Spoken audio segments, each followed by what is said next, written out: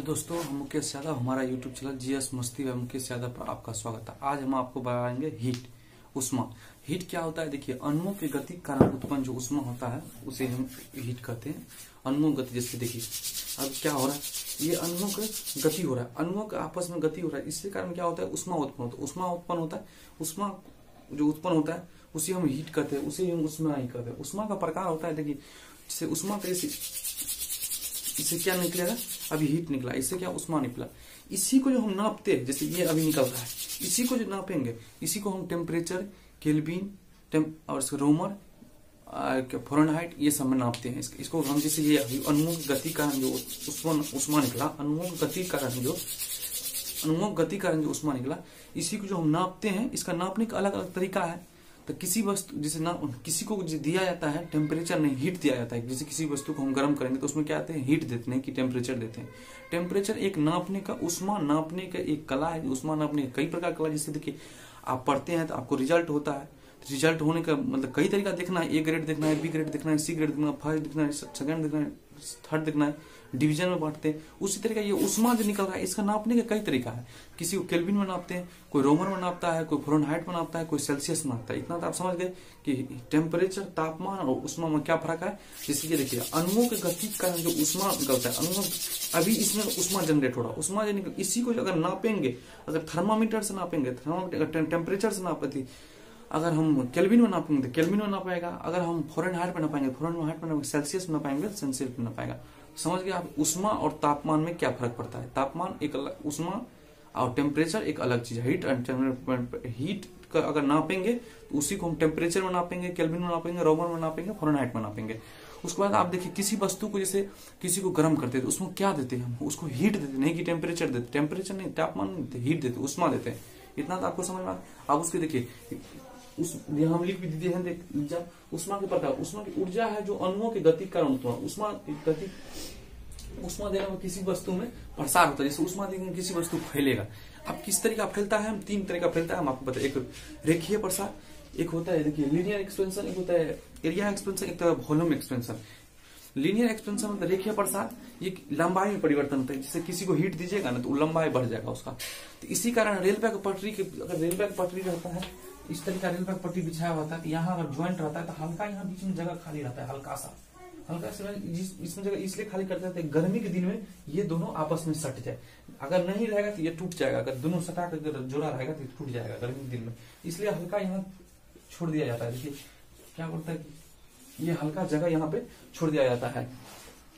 रेखीय प्रसार कहाँ दिखाया जाता है? रेल के पटरी, ट्रेन के पटरी, रेल की पटरी होता है, पटरी में रेखीय प्रसार दिखाया जाता है। उसके बाद देखिए, हम यहाँ लिख दीजिए उस रेखीय प्रसार, इसके कारण लंबाई में परिवर्तन होता है। एग्जाम्पल छड़, बड़ा सा छड़ लीजिए, उसको गर्म करिए तो थोड़ा लंबाई बढ़ जाएगा। ये रेल देखिए, इसका फॉर्मूला होता है, इसको हम लीनियर एक्सपेंशन को अल्फा से डिनोट करते हैं। लीनियर एक्सपेंशन, रेखीय प्रसार को अल्फा से डिनोट, इसका फॉर्मूला आता है डेल्टा एल। इसका मतलब हुआ चेंजिंग लेंथ। चेंजिंग लेंथ मतलब कि जैसे 10 से 12 कर दिए तो चेंज कितना हुआ? 2 हुआ। जैसे किसी लंबाई को 10 से अगर 12 कर दिया तो इसमें चेंजिंग कितना हुआ? 2 हुआ।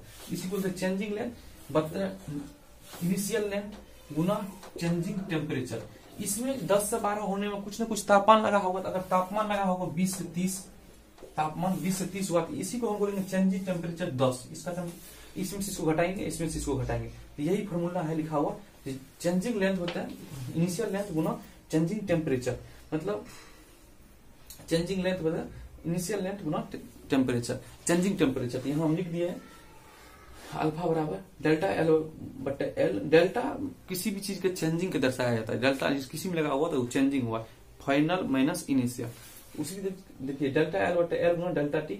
उसके बाद हमें क्वेश्चन भी लिख दिए, एक छड़ की लंबाई 10 मीटर से बढ़कर 12 मीटर हो जाता है तो तापमान 400 केल्विन से बढ़कर 420 हो जाता है। तो बताइए कि इसका उसमें प्रभाव रेखीय प्रसार गुना क्या है? अल्फा बोला निकालने के लिए। देखिए हम लिखिए चेंजिंग लेंथ 12 से 10 से 12 हुआ तो 2 हुआ चेंजिंग लेंथ। उसके बाद 400 केल्विन से 420 हुआ तो इसको 20 हुआ, 420 से 20 हुआ। चेंजिंग लेंथ हुआ इनिशियल लेंथ। इनिशियल लेंथ कितना था? 10 था, तो 2/10 गुना चेंजिंग टेम्परेचर कितना हुआ? 20 थी, यहाँ 0.011 केल्विन हुआ। आप बताइए इसका यूनिट क्या होगा? डेल्टा एल बटे एल थे, एल लंबाई, ये दोनों गया खत्म। उसके बाद बचा टेम्परेचर, टेम्परेचर केल्विन जिसमें आप नापते हैं। तो डेल्टा एल बटे एल सेल्सियस, जो भी हो तो यहाँ लिख दिए 0.01 बाय केल्विन, ठीक ना। उसके बाद देखिए क्षेत्रीय प्रसार, रेखीय प्रसार तो आप समझ गए छड़ में होता है और रेलवे का पटरी में होता है। क्षेत्रीय उष्मा देते हैं, और उसके बाद क्षेत्रीय प्रसार क्या है, क्षेत्रीय प्रसार क्या, जैसे देखिए सेम बराबर पाइप ले लीजिए, सेम बराबर पाइप रहता है घुसान, दोनों अगर प्लास्टिक का पाइप रहता है, दोनों पाइप रहता है, तो एगो को क्या करते हैं गर्म कर देते हैं, गर्म करके थोड़ा सुखाते हैं, उसके बाद इसमें घुसा देते हैं। कहा कि क्या होता है रेखीय प्रसार में क्या होता है, अगर किसी की टांगा आप समझते होंगे, जैसे पहले बैलगाड़ी में होता था, पहले जैसे बैलगाड़ी तो ये इसका हल ऊपर से चढ़ाना रहता था तो गर्म कर देता था आग में, उसके बाद चढ़ाया था, क्या होते थे ये, इसको हम बोलते हैं क्षेत्रीय प्रसार। ये क्षेत्रफल दोनों तरफ से, लंबाई और चौड़ाई दोनों तरफ से ही बढ़ जाता है। इसको अगर हीट दीजिएगा तो लंबाई में और चौड़ाई में दोनों तरफ से, अगर किसी चादर में, अगर किसी लोहा का चादर में अगर भूर हो गया है ना, खूब गर्म कीजिए तो भूर बड़ा हो जाएगा, इसलिए बोलते हैं एरिया प्रसार, इसको बोलते हैं एरिया एक्सपेंशन, ठीक ना। उसको इसका फार्मूला होता है डेल्टा ए बटा ए गुना delta T, is changing area बटा एरिया चेंजिंग एरिया बटा एरिया गुना डेल्टा टी। इसका क्वेश्चन है तापमान को 100 डिग्री से 110 डिग्री ले जाने पर धातु में एक चादर का क्षेत्रफल 800 मीटर स्क्वायर से बढ़कर 810 हो रहा है, तो इसका होता है क्षेत्रीय प्रसार गुणा बीटा निकाले। हम इसका क्या होता है देखिए, हम यहाँ लिख देते हैं चेंजिंग एरिया कितना हुआ चेंज भाई 10 का हुआ, उसके बाद देखिए 100 से 110 हुआ ना, सॉरी 800 से 810, उसके बाद इनिशियल एरिया कितना है 800 है, 800 गुना चेंजिंग टेम्परेचर कितना है, टेम्परेचर 100 से 110 हुआ 10 हुआ, ये खत्म हो गया 1/800 केल्विन। केल्विन तो आपको हम बताइए देखा, केल्विन में ये एरिया क्या खत्म। उसके बाद होता है आयतन गुना। आयतन क्या होता है आपको देखिए, हम दो बताए, रेखीय प्रसार और क्षेत्रीय प्रसार, देखिए लीनियर एक्सपेंशन, और उसके बाद हम आपको बताएं एरिया एक्सपेंशन। तो लीनियर एक्सपेंशन में क्या होता है, पटरी, रेल का पटरी क्या होता है, थोड़ा रेल का पटरी बीच में जगह छोड़ दिया जाता है, इस तरीका बिठाया जाता है, बीच में जगह छोड़ दिया जाता है, इसलिए कि गर्मी के दिन में एक्सपेंशन होगा तो उसमें सट जाएगा आपस में, नहीं तो अगर जगह रहेगा तो टूट जाएगा। उसके बाद हम आपको बताए रेखीय क्षेत्रीय प्रसार में आपको बताए एरिया एक्सपेंशन में आपको बताया इसमें कि किसी भी चादर, किसी भी धातु के चादर को अगर गर्म करें तो फैल जाता है। उसके बाद आपको हम बताएं इसलिए क्षेत्रीय प्रसार में एग्जांपल और हम एक दिए कि मतलब किसी भी अगर प्लास्टिक पाइप उसको गर्म कीजिए, अगर दूसरे में फैलाना है तो उसको गर्म करके उसमें डाल देता है, इस क्षेत्रीय प्रसार के कारण। क्षेत्रीय प्रसार में लंबाई और चौड़ाई में दोनों में डिफरेंस। उसके बाद हम आपको बताते हैं आयतन प्रसार। आयतन प्रसार में क्या होता है, तीनों तरफ से फैलता है, लंबाई, चौड़ाई और ऊंचाइयों में। देखिए लिख दिया है आयतन, इसके आयतन में होने वाले परिवर्तन को दर्शाता है, मतलब आयतन में तीनों तरफ से परिवर्तन होता है। इसको गामा से व्यक्त करते हैं, गामा आयतन में वृद्धि बटा प्रारंभिक आयतन, वही बात है जो आगे फॉर्मूला में, आयतन में वृद्धि प्रारंभिक आयतन गुना तापमान। देखिए आयतन में वृद्धि बटा प्रारंभिक आयतन गुना तापमान, वही बात है चेंजिंग वॉल्यूम बटा इनिशियल वॉल्यूम गुना चेंजिंग टेम्परेचर, ठीक है। उसके बाद हम आपको देखिए इसका एक फॉर्मूला कहिए इसके निकाला गया है। देखिए अल्फा बीटा गामा में होता है, एक अल्फा बराबर 1 होता है, 1 बीटा बराबर 2 होता है, गामा बराबर 3 होता है। अल्फा बराबर 1 क्या है होता है, क्या कि लीनियर एक्सपेंशन है, ये लंबाई में परिवर्तन करता है। बीटा बराबर 2 क्या होता है, लंबाई और चौड़ाई दोनों में परिवर्तन करता है। गामा बराबर 3 क्या होता है, लंबाई, चौड़ाई, ऊंचाई और तीनों में परिवर्तन करता है, इसलिए इसको गामा बराबर 3 बुलाया जाता है। एक क्वेश्चन हम लिखिए कि एक छड़ की रेखीय प्रसार 12 मीटर है तो उसका क्षेत्रीय प्रसार और आयतन प्रसार क्या होगा।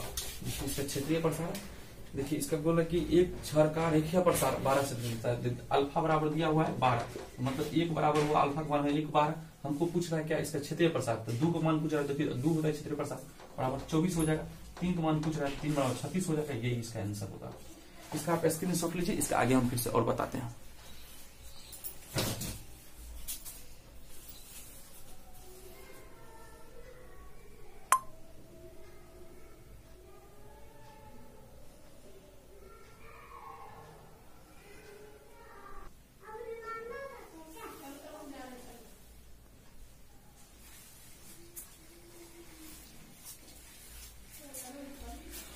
अगर आप उसका स्क्रीनशॉट ले लिए हैं, हम आपको बताते हैं उष्मा संचरण का विधि।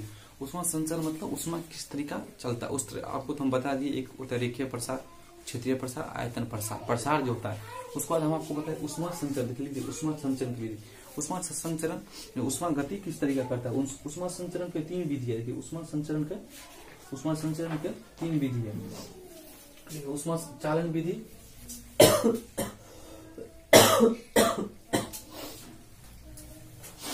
उष्मा संचरण का जो होता है, उष्मा गति अणुओं के कारण होता है। उष्मा में जो अणु होता है उसके कारण होता है। देखिए एक होता है चालन, एक होता है संवहन, एक होता है विकिरण।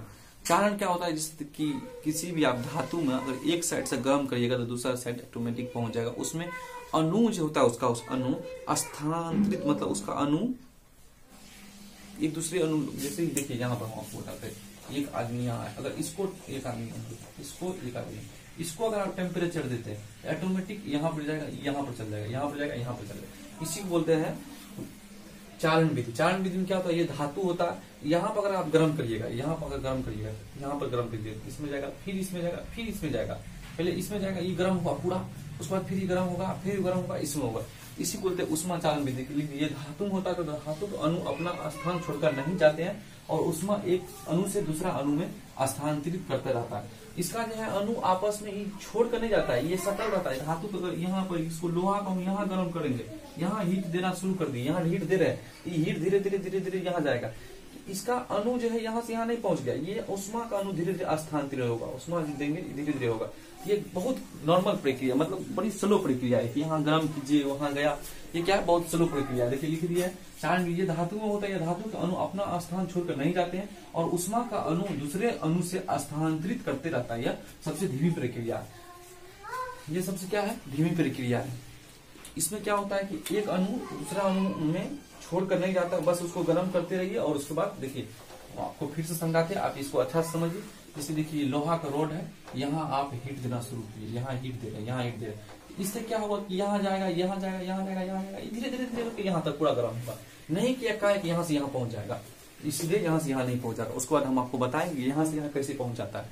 उस पर देखिए क्या होता है उष्मा संचरण का चालन विधि में, कंडेंसन विधि में चालन, यह उष्मा धातुओं में होता है। इसमें धातु का अणु अपना स्थान छोड़कर नहीं जाते हैं और उष्मा एक अणु से दूसरा अणु में स्थानांतरित होता है। उसमें क्या होता है, एक अणु से दूसरा अणु में स्थानांतरित। इसमें जो होता है चालन में, इसका अणु एक स्थान छोड़कर दूसरा स्थान तक नहीं जाता। जैसे लोहा का रोड को गर्म करिएगा तो एक सिरा पर गर्म करना शुरू कर दीजिए, एक सिरा पर अगर हम गर्म करना शुरू कर दें तो दूसरा सिरा आराम आराम धीरे धीरे गर्म होगा। उसके बाद हम आपको बताते हैं सम्मोहन विधि। इस विधि में उष्मा का संचरण अणुओं का स्थानांतरित से होता है। जैसे सम्मोहन में क्या होता है कि अगर यहाँ आप टेम्परेचर दे रहे हैं, यहाँ का यहाँ अणु भरा हुआ है, यहाँ अणु भरा हुआ है, यहाँ भरा हुआ है। अगर यहाँ टेम्परेचर दे रहे हैं, ये अणु उड़ के यहाँ पहुंच जाएगा सीधे, और इसके बाद ये अणु वहां पहुंच जाएगा। जैसे कि पानी आप गर्म करते हैं तो पानी खोलने लगता है, नहीं कि पानी धीरे धीरे धीरे धीरे गर्म होता है। पानी क्या करता है, जैसे पानी के यहाँ ये डब में पानी है, ये समझिए, ये डब में ये डब में पानी भरा हुआ है, पानी भरा हुआ है डब में। अगर यहाँ से आप हीट देना शुरू कर दिए, यहाँ से हीट देना अगर शुरू कर दिए तो क्या होता है, यहाँ का पानी गर्म होकर के सीधे यहाँ पहुंच जाता है, यहाँ पहुंचता है और खोलने लगता है। नहीं कि बीच वाला पानी गर्म होता है। ये अणु क्या करता है, ये अणु को स्थानांतरित करता है। ये अणु का इसका अणु क्या करता है, सीधे यहाँ पहुंच जाता है। इसलिए जल को जब पानी को जब गर्म करते होंगे तो पानी ऑटोमेटिक ऊपर नीचे करता रहता है, ऐसे ऐसे गर्म होता है, वो खोलने लगता है ऊपर नीचे ऐसे ऐसे करने। आप ध्यान से देखिएगा, अगर कुकर में अगर पानी आप गर्म कर रहे हैं स्पीड से तो पानी क्या करता है, ऊपर नीचे करते रहता है। ऊपर नीचे करने का मतलब क्या हो, इसका अणु यहाँ जो गर्म हुआ, ये अणु सीधे पहुंच गया, यहाँ पहुंच गया। नहीं कि बीच वाला अणु को गर्म करना। उसके बाद यहाँ अणु यहाँ पहुंच गया, उसके बाद ये यहाँ पहुंच गया। देखिए सम्मोहन इस विधि में उष्मा संचरण के स्थानांतरण से होता है। उष्मा अणु को क्या होता है, स्थान, ये अणु यहाँ पहुंच गया और उसके बाद इसको गर्म कर दिया, ये बीच में बच गया। अच्छा सा देखिए ये हुआ डब है, ये डब, इसमें पानी भरा हुआ है, इसमें पानी, ये डब हुआ, इसमें पानी भरा हुआ है, इसमें पानी भरा हुआ है। यहाँ से हम उष्मा दे रहे हैं, यहाँ से हम इसको उष्मा दे रहे हैं। यहाँ से हम अगर यहाँ से हम उष्मा दिए तो यहाँ का अणु क्या हुआ, सीधे आकर के यहाँ खोलने लगता है, यहाँ पर खोलने लगता है। इसका अणु सीधे आकर खोलने लगता है। यहाँ का अणु, ये यहाँ जो उष्मा दिए तो यहाँ का अणु सीधे आके यहाँ उष्मा खोलने लगता है। उसके बाद क्या होता है कि यहाँ का अणु चालन विधि द्वारा गर्म होता है। ये क्या करता है, जब ये गर्म हुआ, यहाँ पहुंच गया, उसके बाद ये तो यहाँ खोल रहा है, उसके बाद ये इसको चालन विधि द्वारा गर्म करता है। ये इसको क्या करता है, चालन विधि द्वारा गर्म करता है। ये इसको क्या करता है, चालन विधि द्वारा करता है। उष्मा सम्मोहन विधि किसमें होता है, ये अणु को स्थानांतरण से होता है। ये वायुमंडल जो बनता है, इसी कारण फ्रिज जो ठंडा होता है, चाय के केतली जो गर्म करते हैं, चाय जो गर्म करते हैं, इसी तरीका होता है। पानी गर्म करते हैं कैसे होता है, पानी गर्म करते हैं तो पानी क्या करता है, खोलता है। तो नीचे में जो अणु गर्म हुआ उसके बाद वो सीधे ऊपर आ जाता है, खोलते होते ऊपर आ जाता है। जैसे ये ऊपर आ गया उसके बाद ये इसको चालन विधि द्वारा गर्म किया, इसको चालन विधि द्वारा, इससे क्या कि ये गर्म है, ये भी धीरे धीरे गर्म होगा, ये भी धीरे धीरे गर्म होगा, इससे ये भी धीरे धीरे गर्म होगा, क्या कि गर्म ठंडा की ओर जाता है। किरचॉफ्स लॉ में कहते हैं एक अच्छे उत्सर्जक, किरचॉफ लॉ अच्छे अवशोषक एक अच्छे उत्सर्जक के काम करते हैं। इसलिए गर्म जो है ठंडा की ओर जाएगा। इसी विधि के देखिए चालन विधि में ही क्या करता है कि जैसे आप किसी आदमी को बहुत ठंडा लगा रहता है तो बेड के अंदर दूसरे आदमी को आने नहीं देता है, समझता है कि ये गर्म हम है, ये गर्म हम है, ये अगर ये भी बेड के अंदर आ जाएगा तो ये तो ठंडा है, मेरा उष्मा धीरे धीरे स्थानांतरित करने लगा, मेरा उष्मा धीरे धीरे मेरा उष्मा क्या करेगा धीरे धीरे इसके पास आने लगेगा और ये भी ठंडा हो जाएगा और हम भी नॉर्मल गर्म रहेंगे। अगर आप बहुत ज्यादा जैसे रजाई की तरफ घुसे हुए कोई ठंडा आदमी आता है क्या करते हैं उसको रजाई की तरफ घुसने नहीं देते, यही कारण है कि उष्मा क्या होता है हम जो गर्म है उसके और चल जाएगा। तो यही देखिए एक इसमें हम आपको बताए दो विधि आपको तक समझा दिए, फिर से हम आपको बता देखिए चालन विधि बताए ये धातु में होता है, उसके बाद ये किसी रॉड में गर्म कीजिए तो एक छोर से दूसरे, समूहन विधि बताई ये पानी का गर्म करते हैं तो पानी में क्या होता है इसका अणु भाग मिलता है, अणु स्थान नहीं छोड़ता है।